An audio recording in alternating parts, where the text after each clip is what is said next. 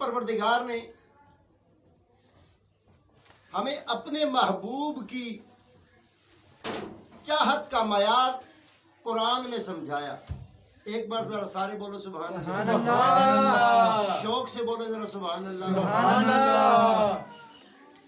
اللہ رب العزت نے قرآن مجید فرقان حمید کے اندر اپنے پیارے محبوب کی شان بیان فرمائی.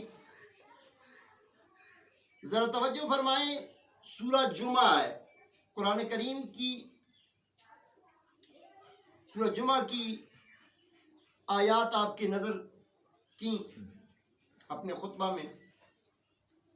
28ویں پارے میں سورہ جمعہ کے اندر اللہ رب العزت فرماتے ہیں کہ یسبح للہ ما فی السماوات وما فی الارض الملک القدوس العزیز الحکیم.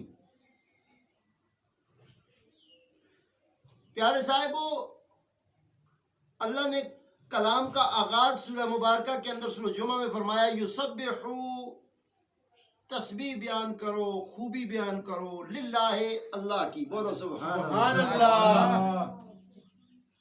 اور وہ اللہ کون سا؟ للہ ما فی السماوات وما فی الارض، جو کچھ زمین اور آسمان کے درمیان ہے یا اس سے بھی اس کے کناروں سے بھی باہر ہے، وہ اللہ کی ذات جانتا ہے. مالک اللہ اس کا مالک ہے. زور سے بولو سبحان اللہ. زمین کا مالک ہے، آسمان کا مالک ہے، چرند کا مالک ہے، پرند کا مالک ہے، انسانوں کا مالک ہے، حیوانات کا مالک ہے، اشرات الارض کا مالک ہے، نباتات کا مالک ہے. کل کائنات جو اس نے خلق کی ہے ہر ایک کا وہ مالک ہے، یعنی ملکیت اس کی ہے. پہلی خوبی اللہ نے بیان فرمائی کہ میں مالک ہوں. اللہ نے اپنا کیا فرمایا کہ میں مالک ہوں. اب مالک کوئی نام کا یہ نہیں کہ بعض لوگوں کے نام بھی ہوتے ہیں مالک. اب مالک نام اور ہونا وہ بات اور ہے. وہ کسی کے پاس کام کرتا ہوگا جو نام کا مالک ہے، اور جو صحیح مالک ہے اس کو ادراک ہے سورج کب نکالنا ہے، رات کب لانی ہے. اس کو پتہ ہے پانیوں کا بہاؤ کس طرف زیادہ کرنا ہے، کس طرف کم کرنا ہے، کہاں بارشیں کرنی ہے، کہاں کڑکتی دھوپ لگنی چاہیے، کس علاقے کے اندر جو ہے برف باری کرنی ہے، کس علاقے میں کس کو کیا چاہیے، یہ میرے پروردگار کو پتا ہے. مالک کو پتہ ہی نہ ہو کہ بھئی کرنا کیا ہے. سکا مالک، غلام، محتاج، تنگ دست، فقیر اس کے دروازے پہ آئے وہ آگے سے بھڑکنا شروع کر دے، وہ نام کا مالک ہے. اصلی مالک وہ ہے جو بن دیکھے ہم نے تسلیم کیا ہے. اس کو دیکھا بھی نہیں ہے ہم نے، مگر ہم نے اس کو مان لیا ہے کہ ہمارا مالک وہی ہے. اور جو مالک ہے نا اس کی کل کائنات ملک ہے، اور وہ اپنی ملکیت کا اعلان کر کے قرآن میں فرماتا ہے یسبح للہ، پاکی ہے اس اللہ کے لیے جو زمین اور آسمان کا مالک ہے. اب اس نے اللہ رب العزت نے دوسری شان بتائی قدوس، یعنی کہ وہ بے عیب ہے. بولو سبحان اللہ. اللہ بے عیب ہے. میں نے آپ کو بتایا نا ایک مالک وہ ہوتا ہے کہ جس میں 100 عیب ہے، مگر یہ وہ مالک ہے جو بے عیب ہے. عیب اس کے اندر کوئی نہیں، یعنی کہ عادل بھی ہے، مالک بھی ہے، رازق بھی ہے، قہار بھی ہے، جبار بھی ہے، ستار بھی ہے، غفار بھی ہے، رحمان بھی ہے، رحیم بھی ہے. یہ ساری صفتیں 99 سے زائد صفتوں کا مالک پروردگار، جو کل کائنات میں اعلیٰ الفاظ استعمال کیے جائیں جس میں عزت پائی جائے، ہر صفت کا مالک پروردگار ہے. سبحان اللہ. اب 2 صفتیں اللہ نے بیان فرما دی. پہلی فرمائی کہ میں مالک ہوں، دوسرا فرمایا میں بے عیب ہوں. تیسرا پروردگار فرماتا ہے مالک القدوس العزیز، یعنی غالب ہوں. میں جو کرنا چاہوں مجھے کسی سے پرمیشن لینے کی ضرورت نہیں. نہ ہی اللہ دعا کرتا ہے کہ کوئی ایسا بندوبست ہو جائے وہ دعا کرے. اللہ غالب ہے، یعنی جو کرنا چاہے وہ اسماعیل کی گردن پہ چھری چلوا کر گردن کٹنے نہیں دیتا. وہ چاہے تو موسیٰ علیہ السلام کو فرعون کے پاس پرورش دے سکتا ہے. وہ چاہے تو یوسف کو کنویں سے نکال کر حاکمیت غلامی بھی دیتا ہے، پھر حاکمیت دے دیتا ہے، حاکم بنا دیتا ہے۔ وہ چاہے تو کیا نہیں کر سکتا، ایوب کے جسم میں کیڑے ڈال کے پھر صحت یاب کر سکتا ہے۔ وہ کرنا چاہے تو یونس کو مچھلی کے پیٹ میں رکھ کے پھر بھی بچا سکتا ہے، اور وہ کرنے پہ آئے تو حسین ابن علی کے خاندان سے کربلا میں جانے لے کر اسلام کو بچا سکتا ہے۔ سبحان اللہ، کوئی شک نہیں، عزیز غالب، وہ غالب ہے جو کرنے پہ کر سکتا ہے، اور ایسا غالب ہے کہ وہ اتنی طاقت، اتنی جرت، اتنی بہادری، اتنی ویپن، اسلحہ اور ساز و سامان سب کچھ ہونے کے باوجود 9 لاکھ کوفی شامیوں کو مات دیتا ہے تو صرف 72 سے مات دے دیتا ہے۔ بے شک، سبحان اللہ، اب 3 صفتیں اللہ نے بیان فرمائی اپنی۔ پہلی فرمائی میں مالک ہوں، دوسری فرمائی میں قدوس ہوں، تیسری فرمائی میں عزیز ہوں، اور چوتھی صفت رب کائنات نے فرمائی عزیز الحکیم، میں بغیر کسی منصوبے کے کوئی کام نہیں کرتا۔ بے شک، ہم لوگ اپنے کاموں میں تب خراب ہو جاتے ہیں بغیر منصوبے کے شروع کر دیتے ہیں، جہاں سے آئی وہیں سے ٹھوک دی اور پھر خراب ہو جاتے ہیں۔ اب وہ جو ہے وہ کوئی کام منصوبے کے بغیر نہیں کرتا، اس نے ہر ایک چیز کا منصوبہ بنایا، لیکن اس کے منصوبے کے آگے، پروردگار کے منصوبے کے آگے کیا چیز کی صرف دیوار ہوتی ہے؟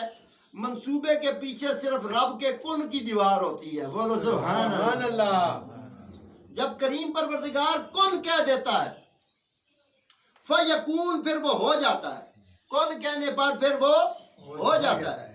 اب اللہ نے اپنی 4 صفتیں بیان فرمائی۔ کتنی صفتیں بیان 4 فرمائی؟ 4 صفتیں بیان فرمائی۔ سورہ جمعہ کے آغاز میں رب تعالیٰ نے اپنی 4 پاورز کا استعمال کرتے ہوئے مخلوق کو سمجھاتا کیا ہے۔ اب دیکھیں بات یہ ہوتی ہے، ہم ابھی کسی کے سامنے اگر کوئی اپنا تعارف کراتے ہیں، ہم کہتے ہیں جی میں جی فلاں پارٹی سے میرا تعلق ہے، فلاں پارٹی کا میں سپورٹر ہوں، فلاں پارٹی جو ہے نا وہ میری جو ہے نا میں اس کا ممبر ہوں، تو میں پارٹی کو ریپرزینٹ کر رہا ہوں، پارٹی کا نام بڑھا رہا ہوتا ہوں، پارٹی کا جھنڈا بلند کر رہا ہوں۔ اے کریم پروردگار، ہم نے قرآن کو شروع سے پڑھا، شروع کہاں سے ہوتا ہے؟ الحمدللہ رب العالمین۔ یا اللہ تو نے اپنا نام سے ادھر سے آغاز تو کر دیا، لیکن تجھے کسی کی تعریف کرنے کی کیا ضرورت ہے؟ تو رب فرماتا ہے میں اپنی 4 صفتیں بیان کر کے اپنے محبوب کی صفت بیان کرنے لگا ہوں۔ سبحان اللہ، بے شک، 4 صفتیں اس نے اپنی بیان کی۔ اب 4 صفتوں پر اپنی پاور اس نے پہلے بتائی، میری پاور کیا ہے۔ ایک میں مالک ہوں، جو بندہ مالک ہوتا ہے وہ اسی ٹائم کہنا نکل جائے مکان شو، بالکل، ایگریمنٹ بھی پھاڑ کے پرے پھینکتا ہے، ایگریمنٹ گیا نکل بات، فل اختیار ہے، فل اختیار کا مالک۔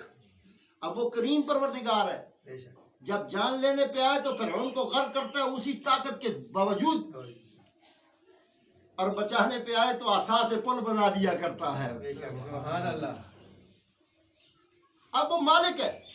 پھر اس نے کہا قدوس، یعنی میں بے عیب ہوں،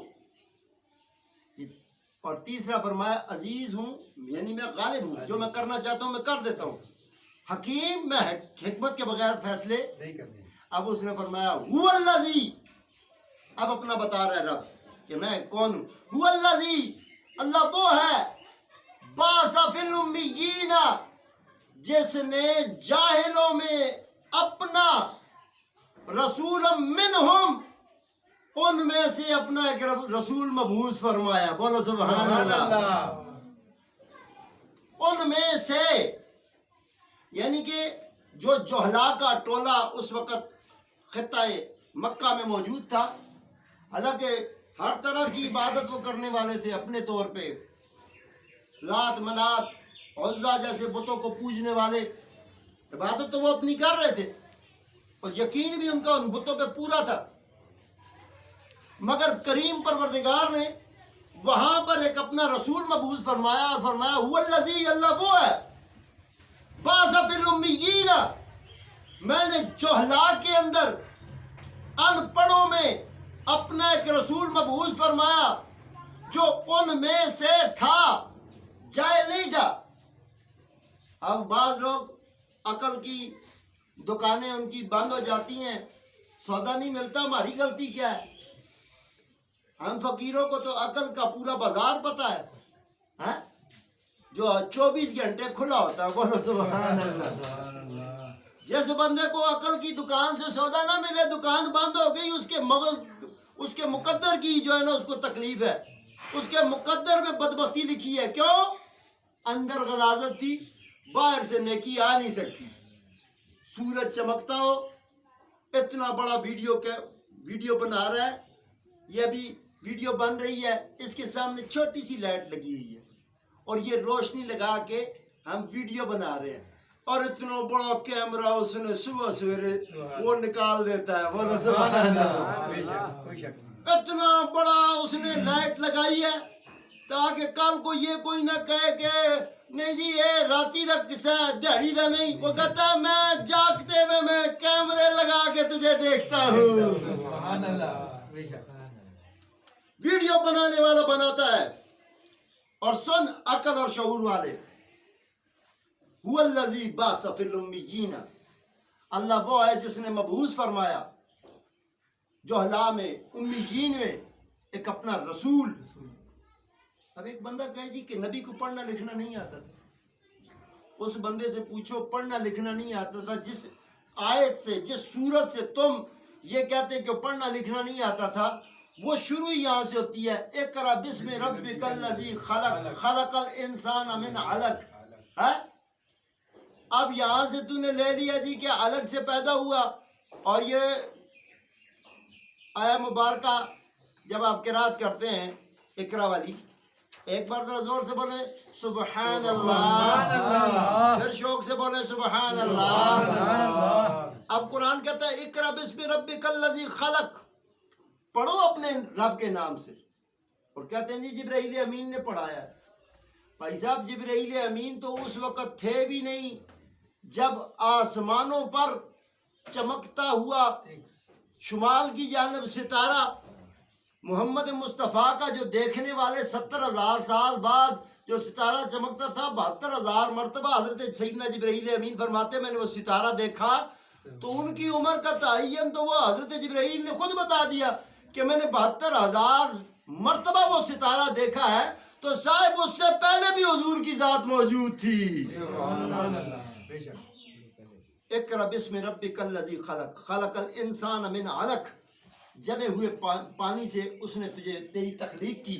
और फिर रब फरमाता है इक़रा व रब्बुकल अकरमुल्लज़ी अल्लम बिल कलम, यहाँ कलम की बात आ गई।